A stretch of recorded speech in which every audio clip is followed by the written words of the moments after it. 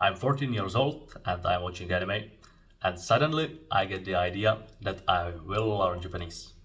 So I go on and search how to learn Japanese, and I get like hiragana, katakana, these basics. So I start learning it, and I'm actually kind of good at it.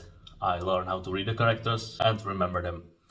And then I remember one thing that I saw in Japanese text, that there was some other thing except hiragana, then katakana too, but there was some like weird symbols.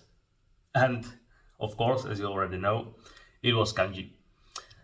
I looked it up and found that there aren't just a few of these, and that there are actually over 2000 that you have to learn if you want to understand Japanese text.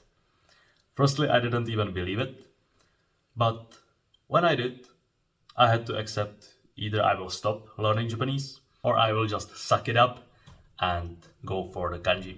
You can guess what I did. I went for the kanji and started writing it. From the story, you can see that before learning kanji, I was just a little boy wanting to learn Japanese. And after that, I become a person that is committed to it, unless I'm going to give up, of course. But learning kanji is the step to actually becoming a person who can speak Japanese fluently. Without it, you are just doing it maybe for fun, but you are not going to speak or actually be fluent. For some people, it may be obvious that you have to learn kanji if you want to be fluent in Japanese, but I still heard some people thinking it's not, and that you can just do hiragana, katakana, and listen and speak, learn how the words sound, and you don't have to learn kanji. But it is stupid. Think of it this way: how do we call people who cannot write and read English? Peasants. That's exactly who we are going to become if you don't learn kanji in Japanese. By the way, if you want my personal help with that, check the first link in the description, which is my full Japanese course for beginners, where I will also cover how to learn kanji in the most effective way. Now, why is it beneficial for you to learn kanji, other than to not become a peasant in Japanese? First thing is that it isn't actually that hard. It seems annoying, 2000 or even more, just symbols that you don't understand at all. But once you start, first thing, you will start with the easy kanji, so it's not going to be that annoying. And second thing, after some time you will remember them very quickly. I can learn 10 new kanji. My record was maybe 7 minutes.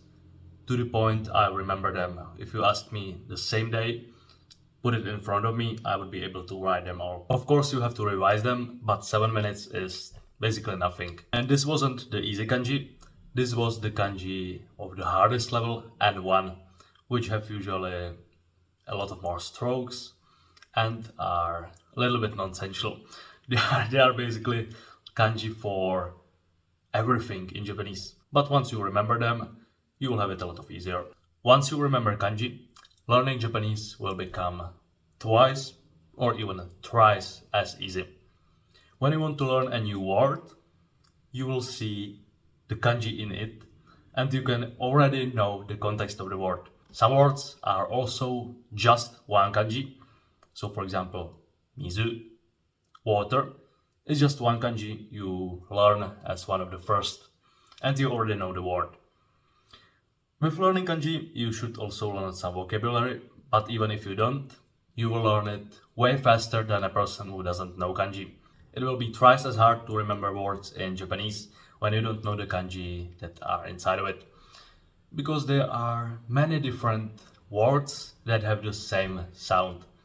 Pitch accent could help in words like hashi versus hashi, if you know what I mean. Chopsticks versus bridge. But there are some words that still sound the same, and the only thing that is different is the kanji. With kanji, you can also read, and reading is one of the best ways you can learn Japanese, except listening. And you can read books, light novels, manga, now freely without having to translate everything. And even if you have to translate, you can still read the sound. Because you see kanji, you already know how to read, so you read it and think, what does this word mean? You put it into a translator or a dictionary, and after a few tries, you will remember it because you now have the benefit of knowing the kanji. If you are interested in committing yourself to learn Japanese even more, first link in the description is my community for Japanese learners who take it seriously and want to go to the next level, want to become fluent a lot faster than others, and don't want to depend on an app like Duolingo or even Rosetta Stone. If you are already learning kanji, you can write some nice comment about your journey, and goodbye.